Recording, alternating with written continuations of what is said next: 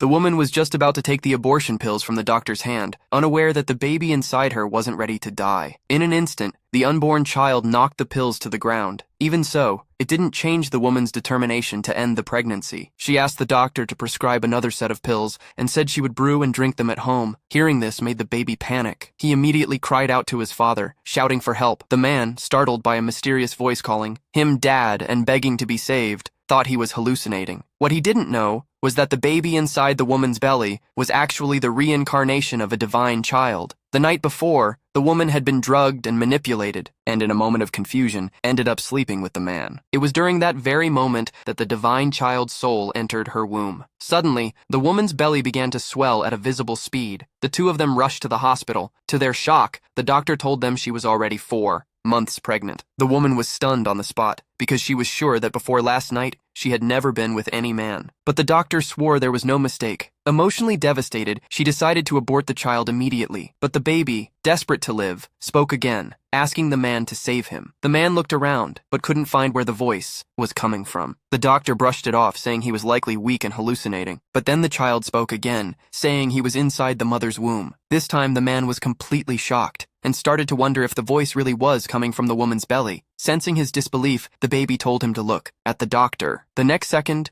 a bolt of heavenly lightning struck the doctor, sending shocks through his body. The scene terrified them both. At that point, the doctor finally realized this unborn child was no ordinary being and immediately kicked them out of the clinic. The man, now convinced the child was a reincarnated deity, became even more fond of him. He even began discussing plans for a glorious future once the child was born. The divine child promised he'd make it happen, but first, the man had to calm the mother down and ensure his safe birth. The man used all his sweet talk to finally convince the woman not to abort the baby. However, the woman told him she had been drugged by the powerful Marshall family, the William clan, who wanted to force her into marrying their foolish son. If they found out she was pregnant, the man would be as good as dead. But the man didn't back down. Instead, he turned to the baby for advice. The baby told him not to worry as long as he could be born safely. The William clan was no threat at all. With that reassurance, the man's confidence skyrocketed. He told the woman he would protect both her and their child from now on. Moved by his sincerity, the woman finally gave in and decided to keep the baby, at least for now. But before they could celebrate, a servant rushed in with an urgent report. The William clan had come causing trouble. The three immediately returned. It turned out the William patriarch had come demanding the woman's father hand over his daughter. He was willing to give them one last chance to consider. Let the woman marry his foolish son,